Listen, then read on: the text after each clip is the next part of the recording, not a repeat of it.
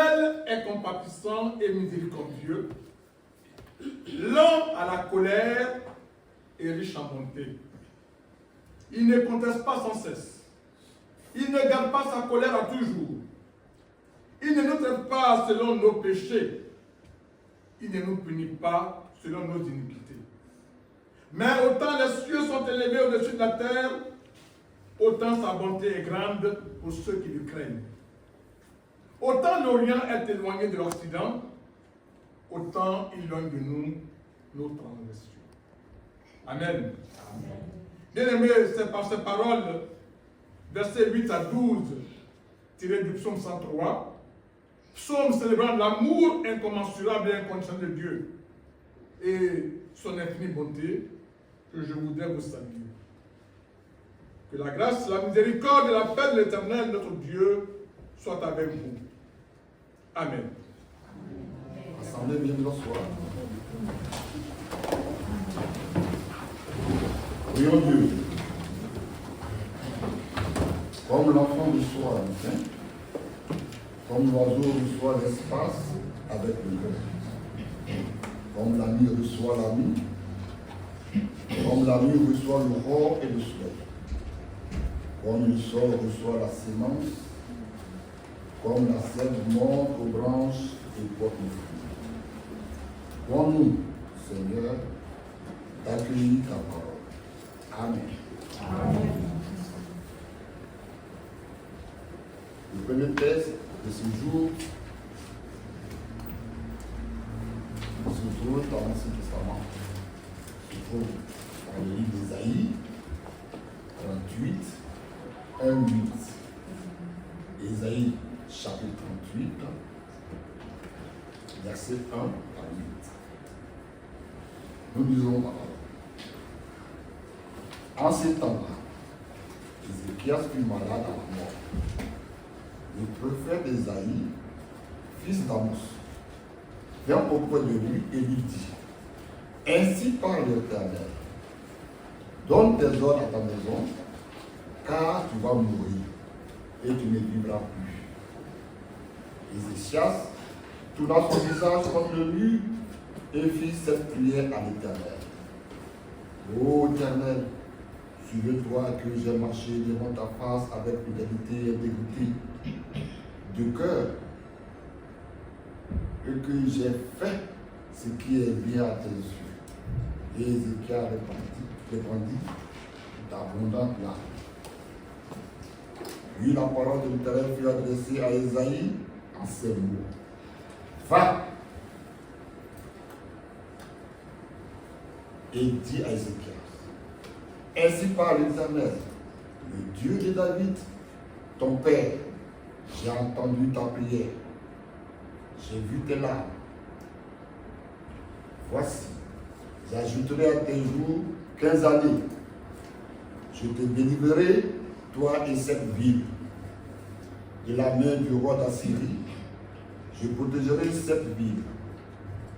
Et voici, de la part de l'Éternel, les signes auxquels tu connaîtras que l'Éternel accomplira la parole qu'il a prononcée.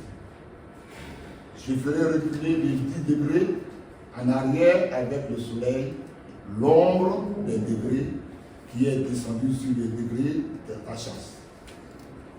Et le soleil recula les 10 degrés sur les degrés où il était descendu. Amen. Amen. Deuxième texte, Actes 16, 16 à 18. Actes, chapitre 16, 16 à 18. Nous lisons: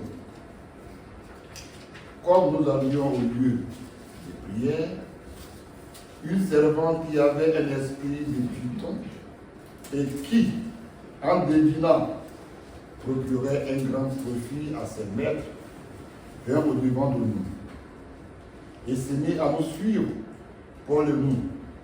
Elle criait: Ces hommes sont les serviteurs du Dieu très haut, et ils vous annoncent la voie du salut.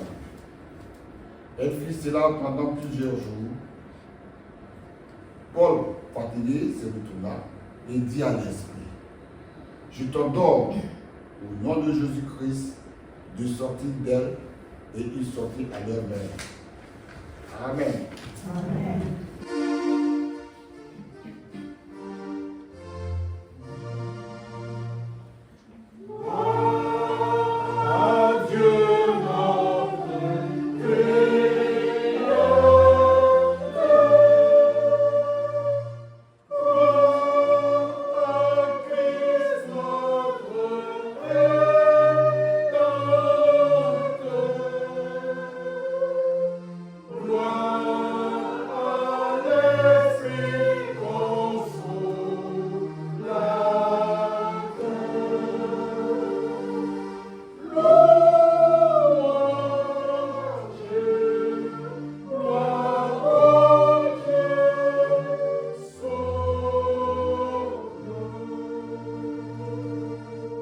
Bien-aimés, notre troisième et dernier texte de ce matin se trouve dans le Nouveau Testament, dans l'évangile de Jésus-Christ selon Jean.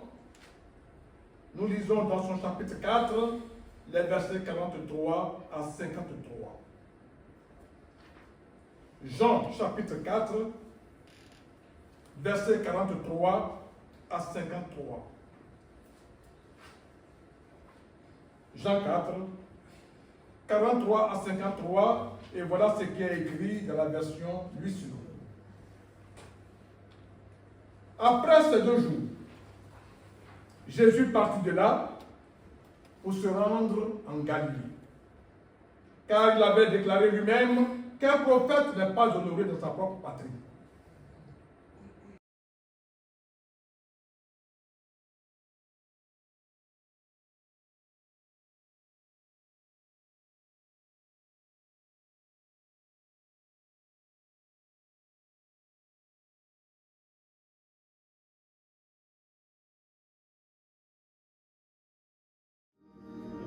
Seigneur Dieu Tout-Puissant, nous voici dans ta maison. Éternel, on ne vient pas à ta présence pour repartir tel qu'on est venu. Parle à nos cœurs, Seigneur. La Bible dit que le cœur du roi est comme un coup d'eau dans ta main que tu inclines dans la direction que tu veux. Seigneur, touche nos cœurs. Seigneur, transforme nos cœurs. Inscris cet enseignement, ta parole que tu nous donnes, en l'aide de jeter dans nos cœurs et accorde-nous de les mettre en pratique pour notre affermissement, pour ta gloire, au nom de Jésus. Amen. Amen, peuple de Dieu, veuillez vous asseoir. Je vous le salue au nom du Tout-Puissant, de Dieu qui a créé toutes choses, qui nous a créés, vous et moi. Que sa grâce repose sur vous et vos familles, au nom de Jésus. Amen.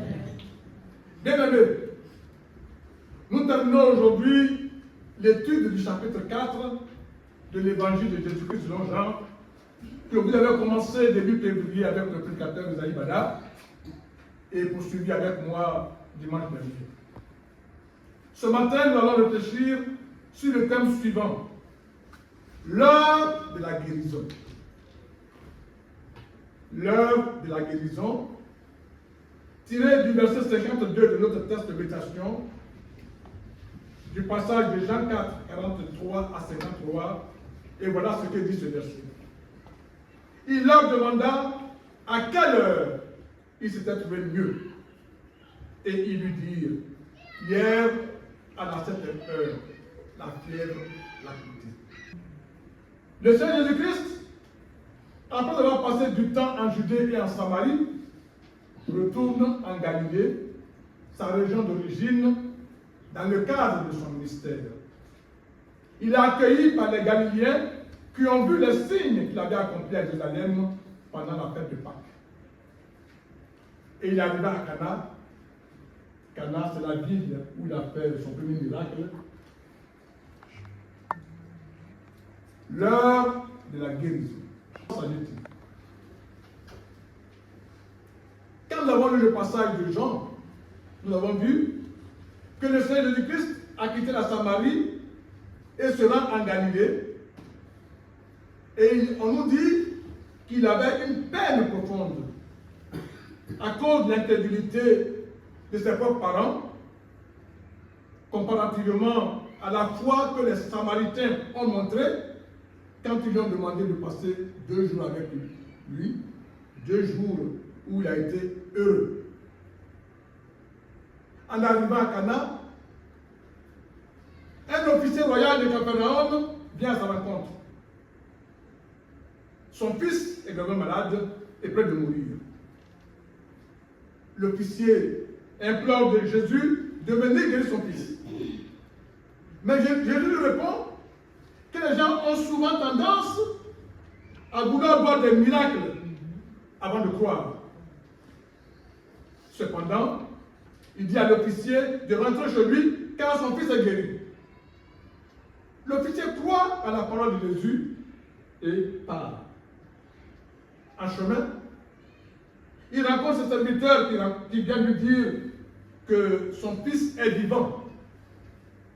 Et il réalise que la fièvre a quitté son fils à la même heure où Jésus lui a dit que ton fils est guéri. L'heure de la guérison. Bien-aimés, pour bien comprendre ce thème, regardons d'un peu plus près notre test.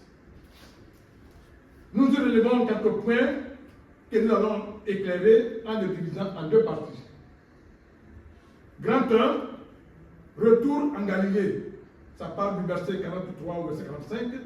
Grand 2, miracle en faveur d'un fonctionnaire royal, verset 46 à 54.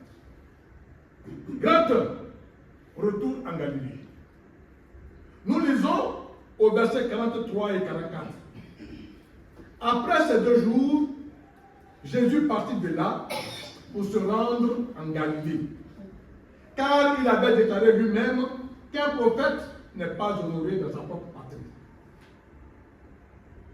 Parti donc de Sichar pour la Galilée, le Seigneur Jésus semble ressentir une peine profonde après les 2 jours heureux qu'il a passés à Sichar. En effet, les Samaritains, peuple haï et méprisé par les Israélites, l'ont rendu heureux en lui réservant un bon accueil quand ils l'ont invité à rester chez eux 2 jours durant lesquels il les a enseignés et a apprécié leur disponibilité à recevoir l'évangile, démontrant ainsi leur foi. C'est cela que Jésus a exprimé par cette parole. Je vous le dis, de même, il y aura plus de joie dans le ciel pour un seul pécheur qui se répand que pour 90 justes qui n'ont pas besoin de repentance. Luc 15, verset 7. Cette image est celle d'une immense fête céleste en l'honneur de la transformation et de la nouvelle vie d'une personne qui choisit de s'approcher de Dieu. C'est un message d'espoir et de rédemption qui souligne l'importance de chaque individu aux yeux de Dieu et de la communauté céleste. Or, dans sa Galilée natale, il sait qu'il rencontrera de nombreux sujets de tristesse à cause de l'incrédulité. C'est pourquoi il rend ce témoignage qu'un prophète n'est pas honoré dans son propre pays. Cette déclaration de Jésus fait référence au fait que les gens de sa région d'origine ne reconnaissent pas pleinement son autorité et son rôle prophétique, car ils le connaissent comme le fils du charpentier ou comme leur voisin. Ce manque de reconnaissance et de respect est un obstacle à sa mission et c'est une des raisons pour lesquelles il se déplaçait souvent pour prêcher et accomplir des miracles. Bien-aimés, on observe une grande différence entre les Galiléens qui ont reçu Jésus et les Samaritains. Les premiers l'ont reçu parce qu'ils avaient vu des miracles. Les seconds à cause de sa parole. Les Galiléens accueillent Jésus parce qu'ils ont vu des miracles. Ils l'accueillent, mais ils ne le reconnaissent pas. Il faut retenir que les miracles peuvent produire une condition momentanée. Mais cela est vite dissipé sous l'effet des circonstances. Tandis que la foi à la parole de Dieu donne la vie éternelle. Au verset 45, nous lisons. Lorsqu'il arriva en Galilée, il fut bien reçu des Galiléens qui avaient vu tout ce qu'il avait fait à Jérusalem pendant la fête, car eux aussi étaient allés à la fête. S'il est dit que les Galiléens le reçurent, cela n'enlève rien aux raisons qui ont conduit le Seigneur à faire cette déclaration. Et Jean précise que ceux qui l'ont reçu sont ceux qui avaient vu tout ce qu'il avait fait à Jérusalem pendant la fête. Bien-aimés, qu'est-ce que Jésus a fait à Jérusalem pendant cette fête? Pendant la Pâque à Jérusalem, l'Écriture nous dit que Jésus a accompli plusieurs miracles. Bien que l'évangile de Jean ne donne pas beaucoup de détails spécifiques sur chacun d'eux. Cependant, il y a deux événements majeurs qu'il a mentionnés. D'abord, le renversement des tables des changeurs de monnaie et des marchands. Jean 2, versets 13 à 22. Jésus leur reprochant de transformer la maison de Dieu en un lieu de commerce. Cet acte a été perçu comme un signe prophétique et un miracle par certains. Il y a d'autres signes généraux. Jean mentionne dans Jean 2, verset 23, que Jésus a accompli de nombreux signes ce jour-là à Jérusalem. Il n'en donne pas les détails. Mais il faut se dire qu'ils ont dû être suffisamment impressionnants pour que beaucoup de gens croient en son nom à cause de cela. Grand 2. Miracle en faveur d'un fonctionnaire royal. Versets 46 à 53. Nous lisons au verset 46 et 47. Il retourna donc à Cana en Galilée, où il avait changé l'eau en vin. Il y avait à Capernaum un officier du roi dont le fils était malade. Ayant appris que Jésus était venu de Judée en Galilée, il alla vers lui et le pria de descendre et de guérir son fils qui était près de mourir. On voit ici que la première personne que Jésus a rencontrée en Galilée était un fonctionnaire royal. Il appartenait à la cour du roi Hérode. Ce fonctionnaire ne tient pas compte de son rang élevé. Il pousse l'humilité jusqu'à se rendre dans un petit village de Galilée. C'est comme un ministre ivoirien qui s'élève et qui va jusqu'à Abobogar pour rencontrer le prophète David de Jérémie. C'est ça, non? C'est exactement ça. Cet événement montre la réputation croissante de Jésus en tant que guérisseur et faiseur de miracles, même parmi les officiers royaux. Jésus de Nazareth n'est peut-être pas reconnu comme Messie et est méprisé par ses concitoyens. Mais pour cet officier, Jésus seul est celui qui est capable de sauver son fils. Comptez sur lui d'heure en heure, tant que dure le combat. Que l'on vive ou que l'on meure, comptez sur lui, tout est là. Que l'on vive ou que l'on meure, comptez sur lui, tout est là. Le fait que cet officier se soit déplacé jusque la bourgade est déjà une preuve de foi. Lisons le verset 48. Jésus lui dit, si vous ne croyez des miracles et des prodiges, vous ne croyez point. Bien-aimés, à première vue, cette réponse de Jésus semble être un reproche à cet officier. En effet, tandis que ce dernier lui demande un miracle, une guérison, Jésus se situe sur le plan, celui de la foi, qui n'exclut pas les miracles, mais qui précède les miracles. Jésus vient être reconnu comme fils de Dieu, comme Messie et non comme guérisseur, comme faiseur de miracles. Cette parole de Jésus s'adresse donc à tous, à ses concitoyens principalement, à l'officier, mais aussi à moi, à vous, aujourd'hui. Cette phrase vient nous rappeler le thème principal du chapitre 4, qui est la naissance à la foi. Car Jésus, par l'usage des mots miracle et prodige, affirme sa méfiance à propos d'une foi motivée par les seuls miracles. Lisons le verset 49 maintenant. L'officier du roi lui dit, Seigneur, descends avant que mon enfant meure. En réalité, l'apparente dureté de Jésus a un autre but. Révéler le vrai mobile qui poussait cet homme à se déplacer depuis Capernaum. En effet, cet officier en venant à Jésus a déjà fait montre de foi. Mais Jésus qui lui en lui veut qu'il prouve davantage sa foi.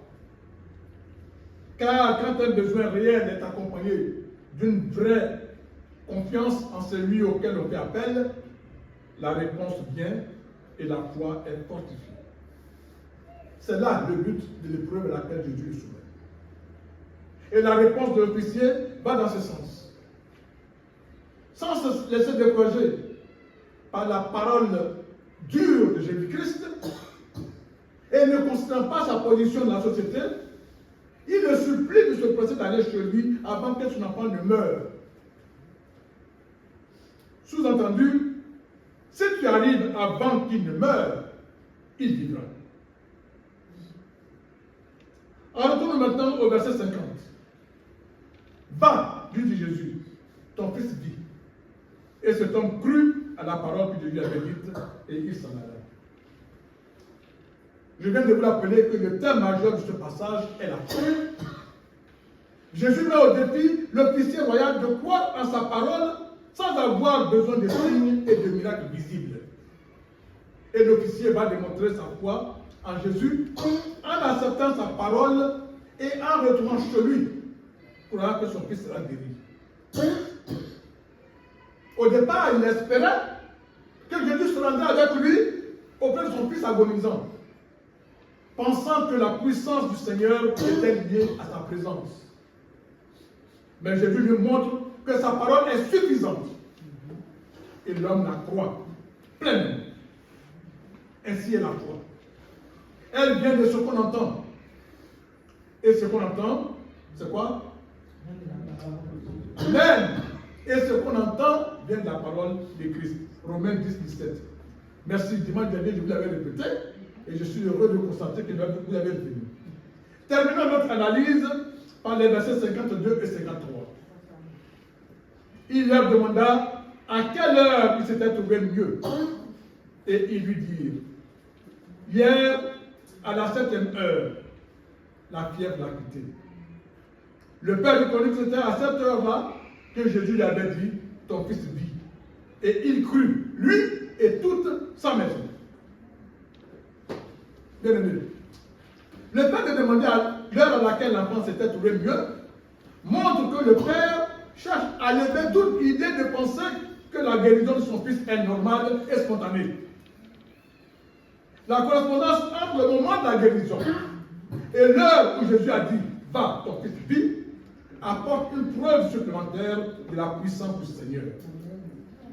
Car ce n'est pas la réalisation des signes et prodiges qui amène à la foi, mais inversement, c'est la foi qui permet de comprendre le sens des signes et miracles.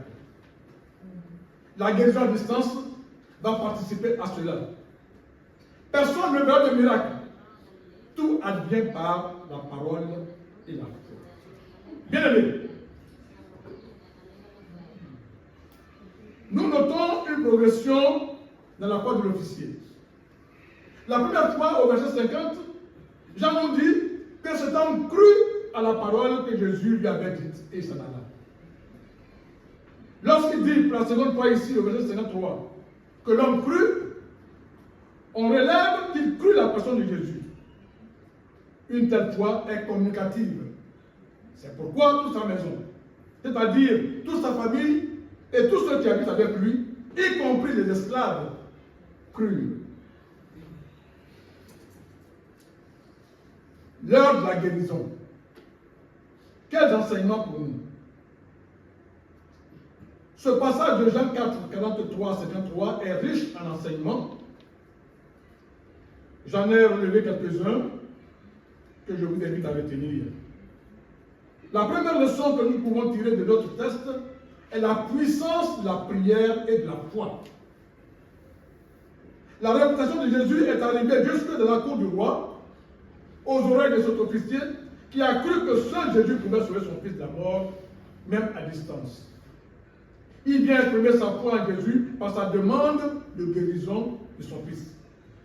Cette foi est récompensée par la guérison de son fils. De même, la prière fervente d'Ézéchias et sa foi en Dieu dans le premier texte, Ésaïe 38, 1 à 8, mène à une prolongation miraculeuse de sa vie. Cela montre que la prière sincère peut apporter des réponses et des miracles. Chrétiens, la prière en tant que dialogue avec Dieu est une pratique essentielle dans notre vie spirituelle. 1. Elle est un moyen de communiquer avec Dieu. Elle nous permet de nous rapprocher de notre Dieu, d'exprimer notre adoration et notre gratitude et de chercher guidance et réconfort. 2. La prière peut être une source de consolation et de force en temps de difficulté. Elle peut aider à alléger les peines, réduire le stress, oui, ici on a tellement de stress, et apporter la paix intérieure. 3. La prière régulière renforce la foi et la confiance en Dieu. Il faut prier tous les matins et tous les soirs. Elle peut aider à développer une relation plus profonde et personnelle avec Dieu. La prière permet d'exprimer sa reconnaissance pour les bénédictions reçues. Elle encourage à cultiver une attitude de gratitude, ce qui peut améliorer le bien-être général et renforcer une perspective positive sur la vie.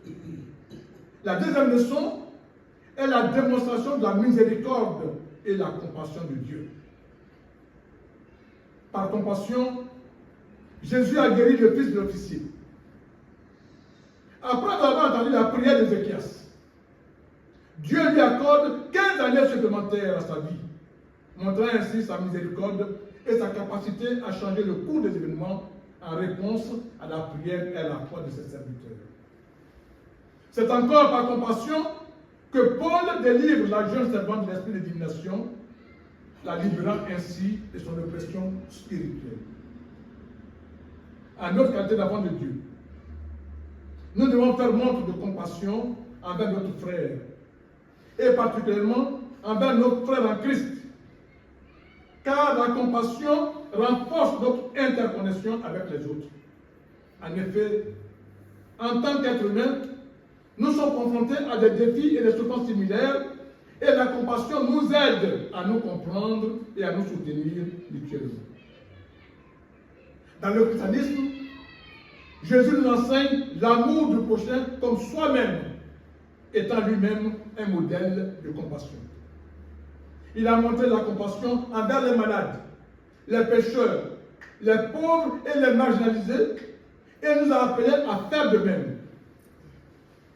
Suivre cet exemple est considéré comme un moyen de vivre une vie conforme aux enseignements de Jésus. Bien-aimés, ensemble, les trois textes que nous avons lus ce matin nous enseignent l'importance de la prière, de la foi et de la compassion, tout en soulignant l'autorité et la miséricorde de Dieu. À l'exemple de Paul et Silas, il nous rappelle également que des défis peuvent survenir lorsqu'on suit les voies divines, mais que la foi et la dévotion apportent des transformations miraculeuses et des témoignages puissants. L'heure de la guérison. Que retenir? Bien-aimés, notre thème de méditation de ce jour nous permet de contempler la pédagogie de Jésus-Christ pour nous amener petit à petit d'une foi pauvre, d'une foi faible, qui cherche des solutions, des miracles pour nos problèmes, à une foi profonde qui recherche véritablement le Seigneur avant tout. Prions Dieu pour qu'il affermisse notre foi, pour qu'il nous donne de ne point poser de regard inquiet, ni à droite, ni à gauche, et de regarder qu'à lui. Je nous invite à baisser la tête et répéter après moi. Seigneur, je viens devant toi avec mon peu de foi et mon peu d'amour. Je suis bien préoccupé par tant de choses que je voudrais que tu arranges pour moi. Pourtant, je commencerai par croire. Aide-moi. Donne-moi de croire en toi. Gratuitement. Donne-moi de croire que tu es le Fils de Dieu. Que tu veux me sauver. Car je compte à tes yeux. Donne-moi de croire que tu m'offres la vie. La vraie vie qui commence dès ici-bas. Augmente ma foi. Prends aussi pitié de moi, qui me sens souvent écrasé par les difficultés. Seigneur, tu es Dieu, tu peux tout. Que ta volonté de Père soit faite. Au nom de Jésus-Christ. Amen. Amen. Amen. Méditons en silence ce message. Et retenons surtout l'importance de la prière et l'importance d'avoir la foi. La foi qui n'est pas souvent dirigée par les miracles, mais la foi pure parce qu'on croit en Jésus-Christ. Parce qu'on sait ce que Jésus-Christ est capable de faire et on sait ce qu'il a fait. Laissons-nous pénétrer par Jésus-Christ, par ce message. Thank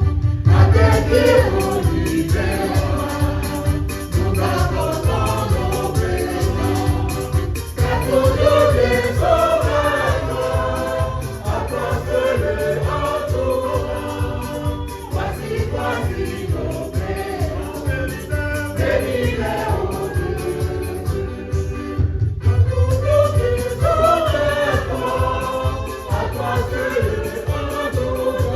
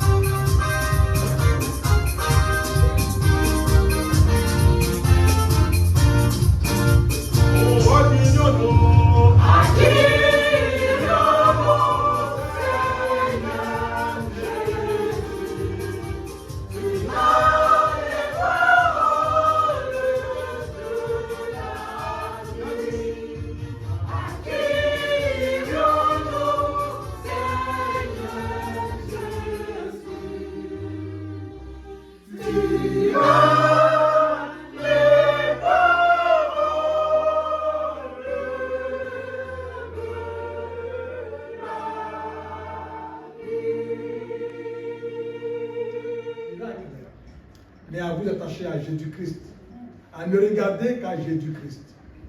C'est la foi en lui qui peut produire des miracles. Recevons la bénédiction de la part du Seigneur. Que Jésus-Christ soit avec vous à jamais. Qu'il vous guide avec sagesse. Qu'il vous entoure de tendresse. Qu'il vous remplisse toujours de sa paix. Que l'Éternel vous bénisse et qu'il vous garde. Que l'Éternel fasse luire sa face sur vous et qu'il vous accorde sa grâce. Que l'Éternel tourne sa face vers vous et qu'il vous accorde sa paix. Amen. Amen. Allez dans la paix du Seigneur. Amen. Amen. On peut se lever la main, la citation maternelle. Béni soit le divin qui nous unit à Christ, le saint amour, amour divin, le frère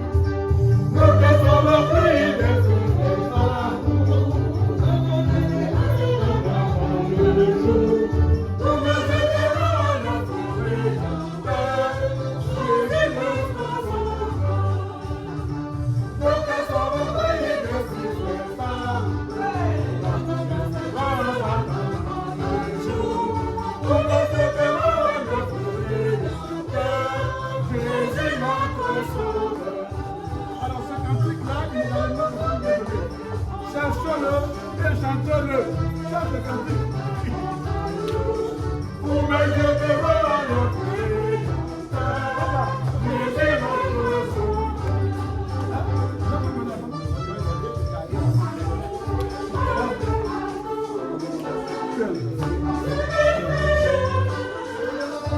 Alino!